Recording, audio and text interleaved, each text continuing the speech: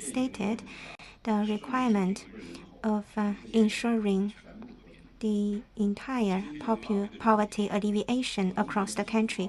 Today, we will focus on the epidemic prevention and control in rural areas and poverty alleviation.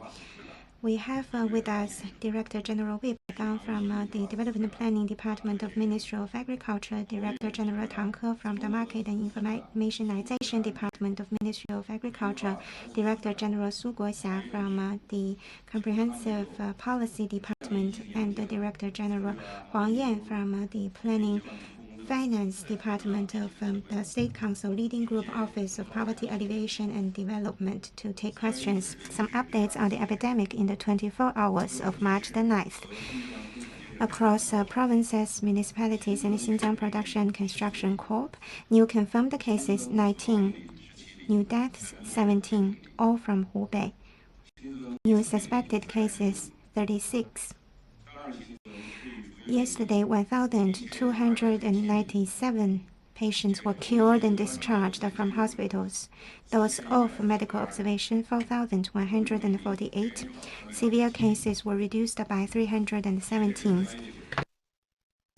As of 24 o'clock of the March the 9th, according to data from provinces, municipalities, and the Xinjiang Production and Construction Corp, remaining confirmed cases 17,721, severe cases 4,794, cumulatively cured and discharged from hospitals 59,897, cumulative deaths 3,136, cumulatively reported confirmed cases 80,754, remaining suspected cases 349, cumulatively traced close contacts 675,338. Those still under medical observation 16,982. In Hubei province, new confirmed cases of the province 17, all from Wuhan. Newly cured and discharged from hospitals 1,152, including 896 in Wuhan. New deaths 17, including 16 in Wuhan. Remaining confirmed cases 17,151, including 15,732 in Wuhan, among which severe cases were 4,701, including 4,471 in Wuhan. Cured and discharged from hospitals in cumulative terms 47,585, including 31,829 from Wuhan. Cumulative deaths 3,024, including 2,404 in Wuhan. Cumulatively confirmed cases 67,760, including 49,965 in Wuhan. New suspected cases 13, including 12 in Wuhan. Remaining suspected cases 246, including 230 in Wuhan. In the 24 hours of March the 9th, imported confirmed cases 2, 1 in Beijing and 1 in Guangdong. Cumulatively reported imported confirmed cases 69.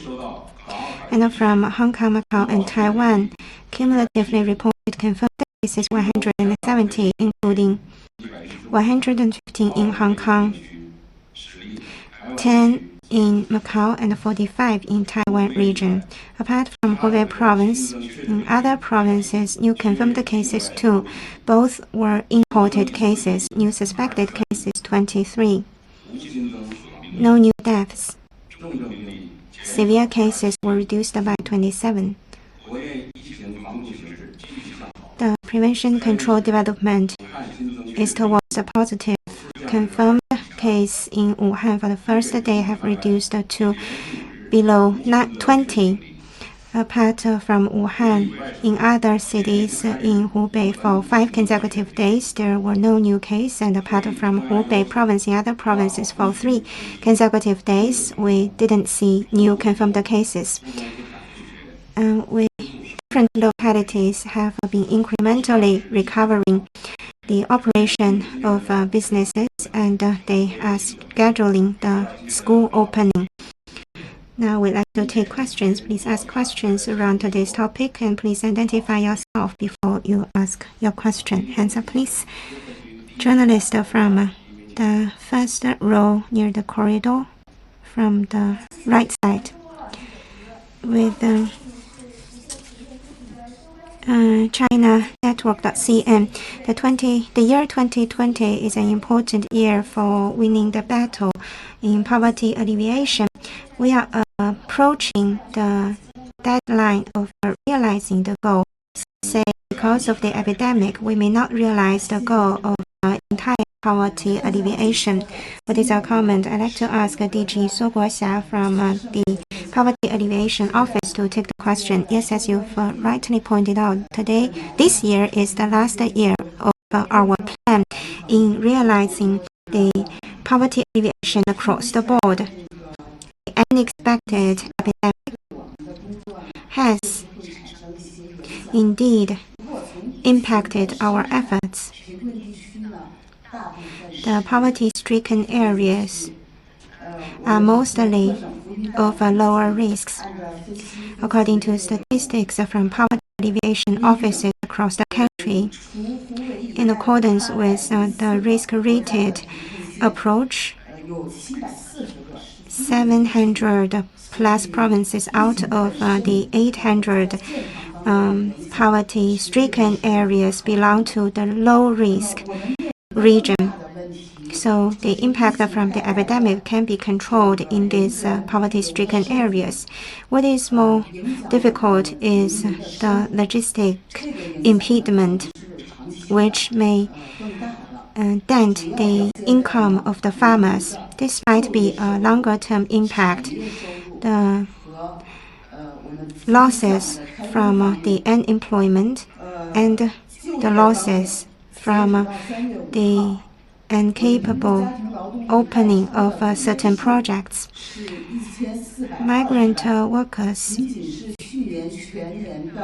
that have been back to their workplaces now only counts 52% of that of the previous year.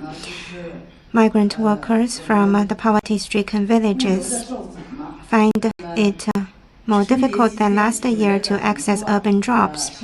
Second impact came from the impediment in logistics, where their agricultural produce find greater difficulty in accessing market. The spring plowing was also bothered with certain difficulties. Third, some of the projects designed to alleviate poverty have been delayed. Only 1/3 of the planned projects have been started. To respond to these impacts, poverty alleviation is a response mechanism. On a weekly basis, we've been collecting feedback from localities, make analysis, and propose responses. We will try our best, pursue at our best to minimize the impact from the epidemic so as to realize the yearly goal of poverty alleviation across the board. Next question, please, journalist from the third row on the left side. With Phoenix TV, since the outbreak of the epidemic, localities have enhanced financial support, and an earmarked fund of 130 billion RMB was channeled. So at different localities, was this funding support enough? I'd like to ask DG Huang Yan from the Poverty Alleviation Office to take the question. Since 2013 till 2019, Poverty Alleviation Funds has seen an annual increase of 21%. This year, the Poverty Alleviation Fund will continue its increase for the 5th consecutive year. Meanwhile, we require localities to give earmarked payment in contribution to the Poverty Alleviation Fund. According to what we know, in provinces, municipalities, and counties, this year the Poverty Alleviation Fund contribution is over 200 billion RMB. We've also accelerated the allocation of the earmarked funding. Up to now, the central government has already allocated more than 130 million RMB yuan. Thank you. Let's continue. On the left, on the second row, the lady reporter, please. Thank you. From Economic Daily, we know that during the epidemic, for poverty-stricken areas, they are gravely affected by the epidemic. It is mentioned that many poor households can hardly find access to the markets for their produces. So what are the measures to constantly increase the household income for the poor farmers? We will have Dr. Wei and Madam Su to answer the question together. Let me first give the floor to Mr. Wei. This epidemic has caused some turbulence to the normal agricultural production, in particular in January and February. In South China, the seasonal fruits and vegetables were affected severely. Also, the epidemic happened mainly in the Spring Festival, where we usually have very busy travelings. So this has indeed caused difficult access to the markets, to the agricultural produces or products in particular. So to address these problems, especially those faced by the poor areas, my ministry and together with the State Council's Poverty Alleviation Office have made constant efforts. We have set up a coordination mechanism to make arrangement to deal with the epidemic. In particular, for poor areas, we wish to encourage the early resumption of normal production, and also we have coordinated the e-commerce enterprises to facilitate the access to the market. And of course, the impact is a long-term one. So for the next step, the Ministry and the Poverty Alleviation Office will continue to follow the developments, and we will focus on the following 4 measures. The first one is for migrant workers. We will focus on the origin locations and match the labor supply with the urban demand. Up to now, about 50% of migrant workers have not returned to the urban areas or to the factories. So the Ministry of Agriculture and Rural Affairs will make every effort to encourage the work resumption. And the second is based on what we have found in the recent survey for the migrant workers who used to work in urban areas. Now, some of them wish to stay at their hometown and do not go back to urban areas for employment. So for such farmers, we will help them to get employed or find the entrepreneurship opportunities. And thirdly, the SMEs need to get financial support and also be provided with subsidies to encourage their operation. So the relevant projects should be quickly initiated to facilitate job seeking in the relative areas. Fourthly, as this is the spring plowing season, we will focus on the productive activities in rural areas and seize the agricultural time. Let me add a few words from 2 aspects to supplement what Mr. Wei has said. First, to help the poor farmers to resume their productivity. Together with CBRC, we have worked out microfinance favorable policies for poor farmers who are affected by the epidemic and were not able to repay the loan. We can extend the lending by 6 months. And secondly, for people who need to be financed, we can accelerate the lending procedure and provide more financial support to them. Another addition is about employment. Now, in poor areas, the poor farmers find the work in urban areas, or the migrant work is a major source of income. So together with the Ministry of Agriculture, we worked out policies to make proper arrangement for the orderly resumption of the production, and we also encourage the key enterprises to prioritize the poor farmers or the poor migrant workers who can come to apply for the favorable subsidies. Furthermore, we have encouraged the sound arrangement in the central and the western part of the country, which is a major source of migrant workers. So we've already helped more than 10 million. We have already helped more than 10 million poor migrant workers to find job. Also, we encourage the poor farmers to work in the local areas and get the source of income. Okay, let's continue on the right, on the second row. The first reporter, please. With China Media Group from CCTV, we noticed that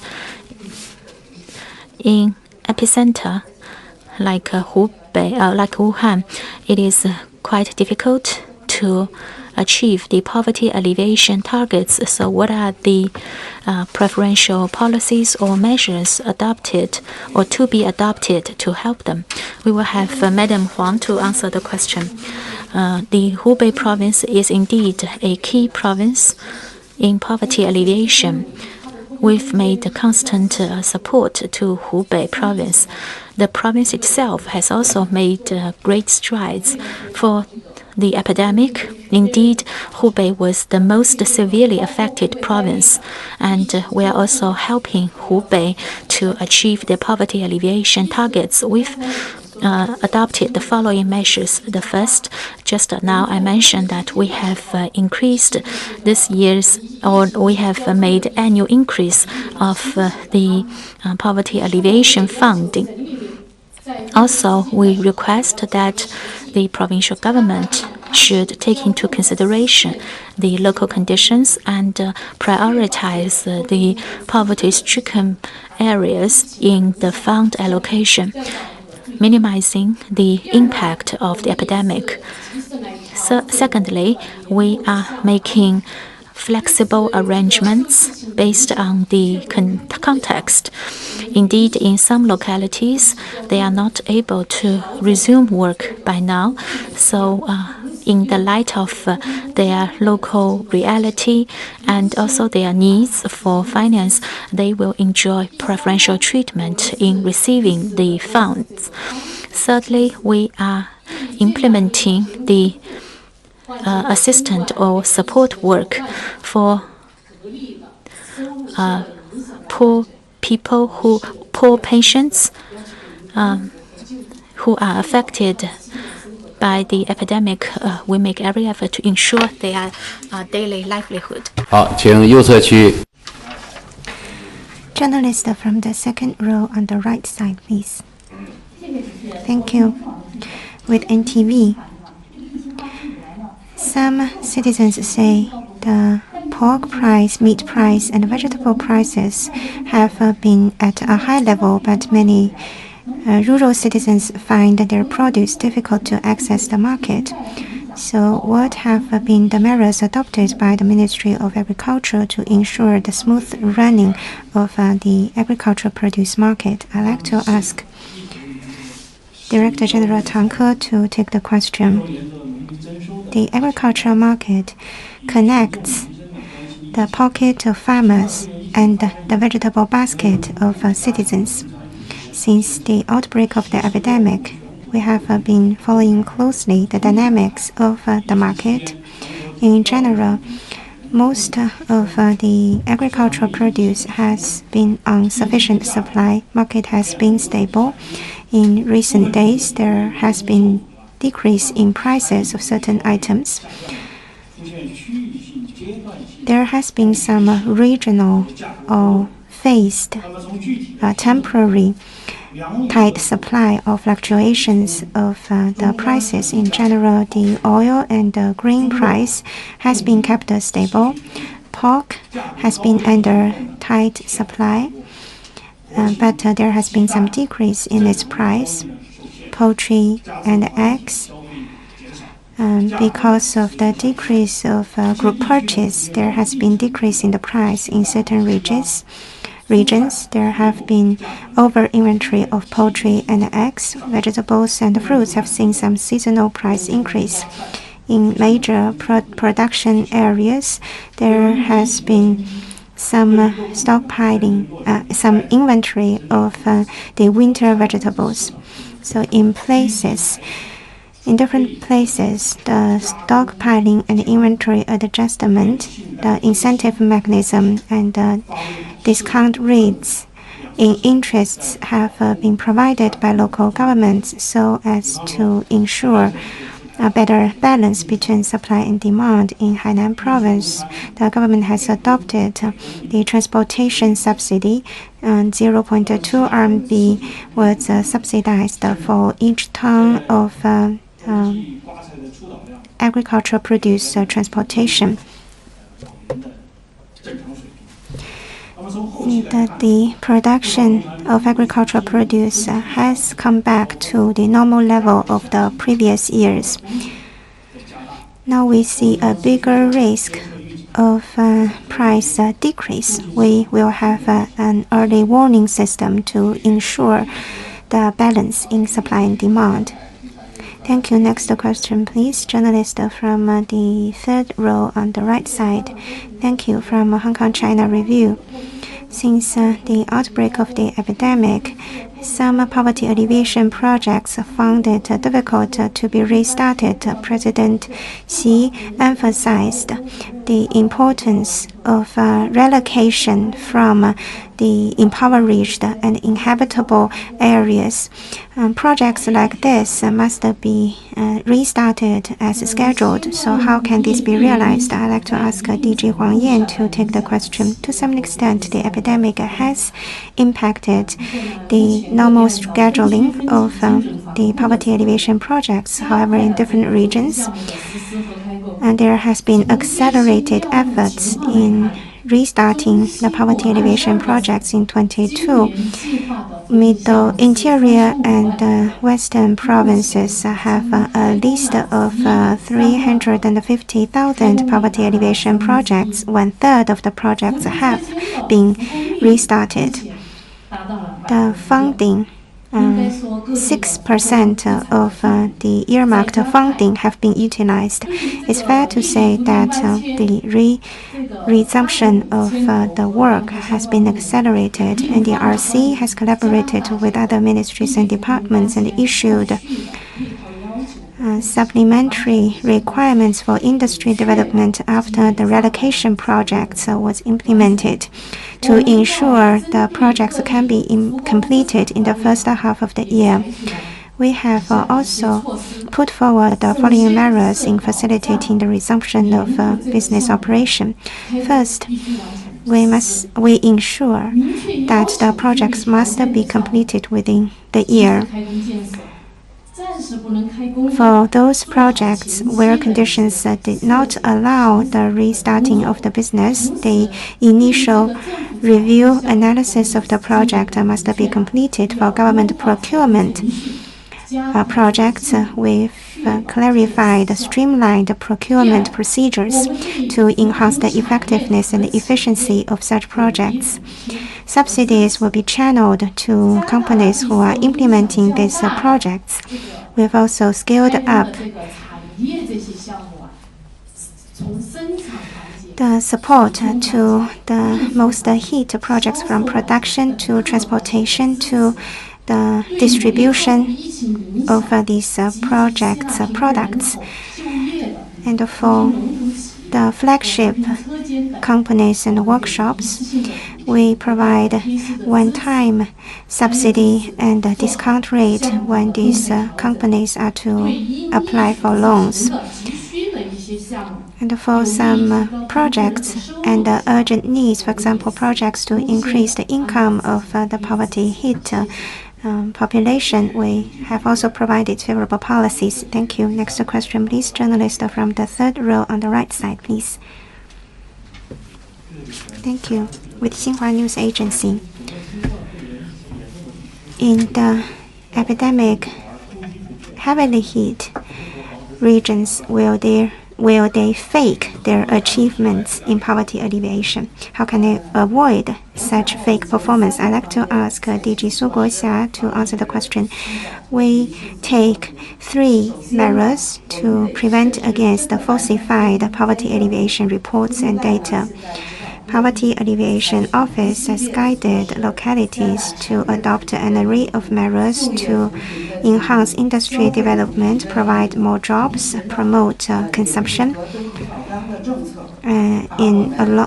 along with inspection and verification measures, so as to turn the crisis into opportunity and ensure effective achievements in poverty alleviation. Second, we should have a rigorous exit mechanism for the villages and the households that have been alleviated from poverty will be recognized, but we have an annual performance review mechanism.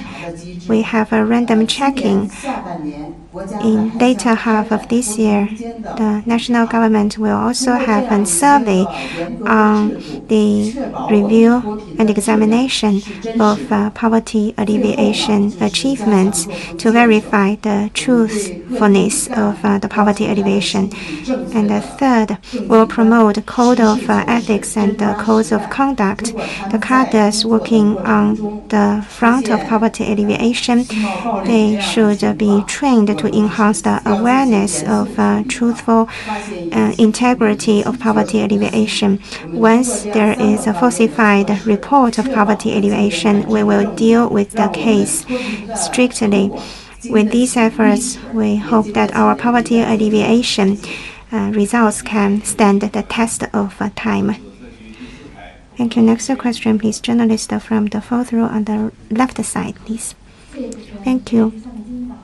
Hong Kong Economic Herald, we've noticed that the poverty-stricken counties have 52 left still in poverty. What about the epidemic situation in these 52 counties that are still in dire poverty? What will be the measures to support these counties? I'd like to ask DG Huang Yan and DG Wei Baigang from both ministries and departments to take the question. Now, 52 counties are still in poverty. According to the statistics, 10 of the 52 counties have experienced the epidemic. Only 1 county still has an untreated, uncured case. So the impact is relatively weak. Most of the counties are in western provinces. So those has been the hard bones that we found difficult to deal with over the years. Epidemic has brought new challenges to realize the goal of poverty alleviation in these 52 poor counties, we've adopted the following policies. First, we've adopted an accountability system across the board. On the 25th of January, the leading group Office of Poverty Alleviation and Development has issued an opinion clarifying that in the 52 counties and 1,000 plus villages will be under close monitoring. We will focus on the weakness. Up to now, the 7 provinces which home the 52 counties have all worked out specific plans. We will follow in President Xi Jinping's instruction and guidance and make concrete efforts to achieve the target, and we will work together to overcome the last mile of difficulty. And secondly, we will increase financial support together with the Ministry of Finance for the remaining 52 counties and the over 1,000 poverty-stricken villages. They will enjoy preferential treatment in receiving the Poverty Alleviation Fund. There have been some new increase in terms of the funding, and such fund will be implemented as early as possible. Thirdly, we will follow up the previous efforts. We are adopting modernized approach to follow the current progress and also to help them overcome the outstanding issues. Thank you. Thank you. Let's continue. On the left, on the third row, the second gentleman, please. Good afternoon. I'm from the China Rural Areas magazine, and we found that in rural areas, industrialization has not been achieved yet. Now, it only leaves 10 months to achieve the poverty alleviation target. So what are the plans for the next step? Thank you very much for your question. Indeed, for poverty alleviation in rural areas, industrialization has been identified as an important approach. In recent years, in rural areas, the development in the economic crops has been very fast. Over 92% of the poor rural households have been engaged in the agricultural activities, and just as you have said, it is still at an early stage for the industrialization in the rural areas, especially the poor areas, and they are mainly starting the efforts, and they cannot take the bigger share in the value chain, so they also have difficulty in getting access to the market because of the various realities. So we need to have poverty alleviation while also develop the rural areas. The Ministry of Agriculture has attached great importance to poverty alleviation in rural areas, and right in this morning, the Minister of Agriculture chaired a dedicated meeting. We had a specific poverty alleviation plan in rural areas, especially the poor areas.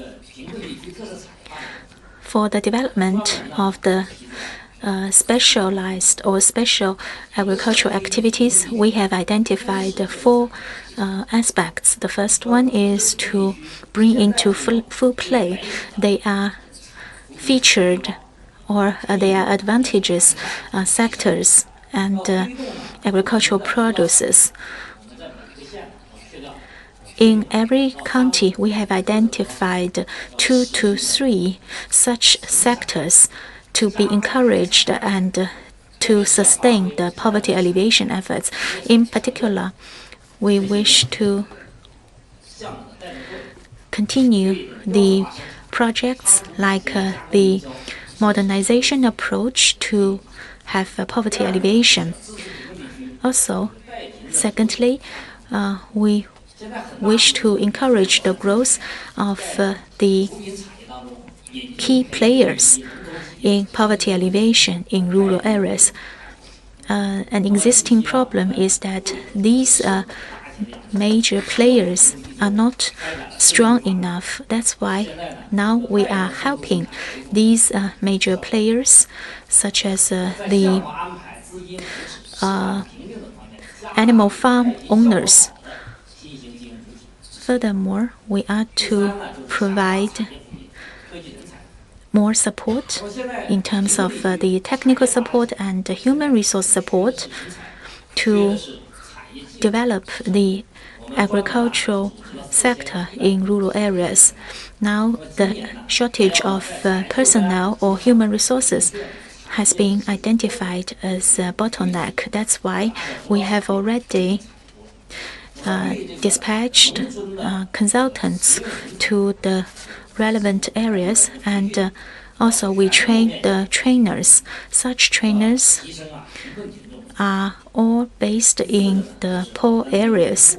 Fourthly, the Ministry of Agriculture is going to intensify the support to the poor areas, in particular based on last year's development, when we had ranged 70.4 billion RMB yuan for the poverty alleviation efforts in the rural areas. So based on that, we will continue to intensify our support to the poor areas. Just now, we mentioned that the poverty alleviation initiatives with industrialization. In this morning's ministerial meeting, it was decided that the 52 poverty-stricken counties would be the top priority. They will be able to take part in the relevant agricultural fairs free of charge. And we are going to conduct specific promotion activities for these counties so that their agricultural producers can find easy access to the markets. Also, there will be dedicated sideline events during the national and annual agri-fairs. Moreover, the 52 counties will enjoy many favorable policies. They will have the faster access to the market. Thirdly, recently, and very quickly, the ministry is going to initiate another project to facilitate the access to the market by the poor rural areas. Fourthly, for the poor counties, just now I mentioned that we will have technical support to them based on their actual needs and their advantages. Okay, thank you. Let's continue. On the left, on the fourth row, the reporter in red. Thank you. With Shenzhen Satellite TV. Affected by the epidemic, many agricultural sideline products cannot have easy access to the market. So what are the solutions to this problem? We will have Mr. Tang to answer the question. Thank you. In poor areas, the access to the market is indeed one of the top priorities. 扶持产业 Providing market access to these produce will promote industry development and enhance the income of farmers. Poverty-stricken areas find it difficult to access market, and the root cause is in inadequate facilities, long distance of travel, high cost of transportation, lack of funding, capital, human resources, and technology. Targeting at these root causes, we've been focusing on the specific needs of poverty-stricken areas and adopted corresponding measures. For example, the market development in adjacency area, the provision of market information, the fostering of specialized agricultural produce, and the development of certain special trading regions, the fostering of e-commerce players, and the connection of supply and demand across the board. Starting from the year before last, Ministry of Agriculture and Rural Affairs began to be engaged in a large-scale connection of supply and demand. 800 plus poor counties were included, and in the year, a total transaction value of 19 billion RMB was realized. Last year, we held 10 exhibitions on which we connect the supply from the poor regions with the demand and realize a total transaction value of 15 billion RMB. This year, we'll continue with similar efforts since the outbreak of the epidemic. Inevitably, the connection efforts were impacted, disrupting the supply chain to some extent. Our response strategy was addressing both the root causes and the symptoms and problems, and we try to promote the connection between supply and demand through various channels. In the short term, we have been mobilizing industry associations, wholesale markets, major e-commerce players, and flagship companies to promote the sales and to help the counties which have expressed their difficulties. 850,000 tons of agricultural produce have been sold. By the central efforts, we've been mobilizing provincial efforts as well. For example, in the context of the epidemic, oranges from Guangxi province experienced a major difficulty of market access, and most of the hit counties or production arranging places were poverty-stricken counties. So we helped the counties to deal with the problem. Those were provisional measures, and in the long term, we should adopt the strategy of Internet plus agricultural produce. We should improve the storage, the cold chain, logistic development for agricultural produce. We should help the flagship companies to connect poverty-stricken counties with the demand side. We should foster a long-term platform of supply-demand connection. In general, with multiple measures, we should help the smooth selling of agricultural produce from the poor counties. Thank you. Next question, please. Journalist from the fourth row on the left side, please. Thank you. With Farmers Daily on 24th of February, Ministry of Agriculture has issued the hotline number of accepting questions and problems from farmers. What have been the most frequently asked questions? What have been the major problems with the farmers?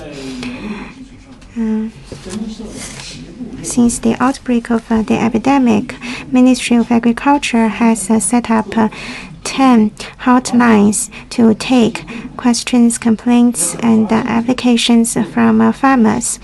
These hotlines also help us to implement relevant favorable policies. This has refined our efforts in rural areas. These hotlines are channels where we can listen to the opinions from the farmers.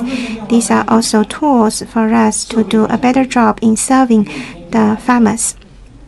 Since the setting up of the hotline, on a single day, we received as many as 200 calls. Most of the problems that have been fed back by the farmers can be divided into three categories. First is the high labor cost. Second is related to the impediment to logistics. The artery of transportation has been resumed. However, there are still roadblocks along the microcirculation of the transportation network in rural areas. And the third, difficulty in resumption of business in agricultural processes because of the funding difficulties and high labor cost. So, Ministry of Agriculture pays special attention to these questions. We have categorized the questions, and we've asked the agricultural authorities in different localities to address the problems. We've also been following the actual efforts made by the authority and whether the problems have been solved. For example, from Xian'an County of Inner Mongolia, one animal husbandry household told us that 500 pregnant sheep are awaiting the delivery time. However, there are roadblocks, so the 500 plus sheep cannot go to places where they can deliver the lambs. So we telephoned the local agriculture and animal husbandry authority, and they then contacted the local police and the transportation police and the village committees, and the problem was addressed quickly. Because of the dealing with one single problem, the husbandry authority in the locality helped another batch of farmers who had similar problems. So altogether, 370,000 plus sheep, pregnant sheep, their problems of delivery were addressed. Information technology was also used to innovate our way of work. This has been a very pronounced change as we responded to the epidemic. On our website, we have opened a thematic column on response to epidemic. We've upgraded the website. We've also opened data platform for services. We've also innovated e-commerce, online review and approval, online services, and remote broadcasting to improve the efficiency of management and services. Thank you. In the interest of time, we can take two last questions. Journalist from the fifth row on the left side, please. With the Chengdu Red Star newspaper, in the morning, President Xi Jinping arrived in Wuhan to give a field visit to the medical workers, patients, and also community workers. We know President Xi has stressed on many occasions the daily necessity assurance to the citizens. What is the overall supply of vegetables in Wuhan? Do we have any special measures to ensure the vegetable needs of the local citizens can be met? I'd like to ask DG Tang Ke to take the question. Thank you for your question. Yes, we are very much interested and concerned about the daily necessities for Wuhan citizens. Shortly before, our minister organized and chaired a meeting to deal with specific problems arose in Wuhan. In the light of the survey conducted in Wuhan, at present, the major vegetables, the sideline agricultural products, and etc. can satisfy the market demand. It is expected that the total vegetable production can satisfy the demand. In the 10th week of this year, the production of vegetable numbered 7,134 tons, up compared with the same period last year. And also, in the 10th week, the unit price, wholesale price of fat vegetable is 4.69 RMB yuan per kilo. So this is a major. There is a drop of the prices. Furthermore, 722 tons of vegetable have already been coordinated and delivered to Wuhan. So together with the relevant government agencies, we have worked out several measures. The first one is while encouraging the production in the locality, we also coordinate the transportation of agricultural products and in particular the vegetables from other Chinese provinces like Hainan. And second, there has already been a coordination mechanism and monitoring mechanism established. So for any abnormality, there will be timely reporting and immediate response. And thirdly, we have made every effort to ensure the adequate supply of agricultural production materials. I'd like to mention the supply of the dairy products. Recently, with the three dairy producers like Yili and Mengniu, we have set up the door-to-door supply of the dairy products so that the daily dairy demand for 1,500 tons can be satisfied. Now the last question on the left, on the fifth row, the gentleman, please. Thank you. I'm with People's Daily and the Health Times. The epidemic has affected many households, including the poor households who have just got rid of poverty. So what are the specific measures for them? We will have Madam Su to answer the question. Thank you. In our country, one of the objectives of poverty alleviation is to ensure the basic healthcare services. So this is one of the three criteria for poverty alleviation. That's why we have set up three defense lines. The first one is the basic healthcare insurance. The second one is the catastrophic health insurance. And the third is the subsidy for catastrophic diseases. We are making every effort so that the poor can have their diseases treated and cared in their localities. Now, they are not so severely affected by the epidemic because they can enjoy the adequate healthcare services. So we don't find a major problem with the disease-caused poverty again.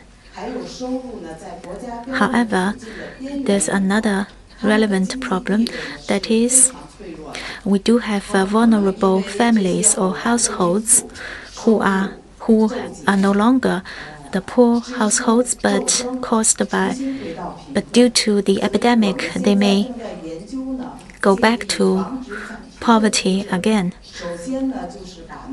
So they are quite vulnerable.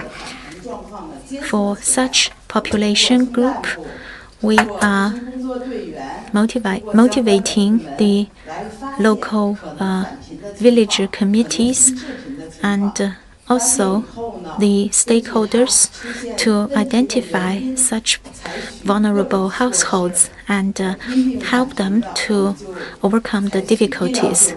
So if they are poverty is again caused by disease, then they will be provided with medical services. If such poverty is again caused by education, then the education services will be provided.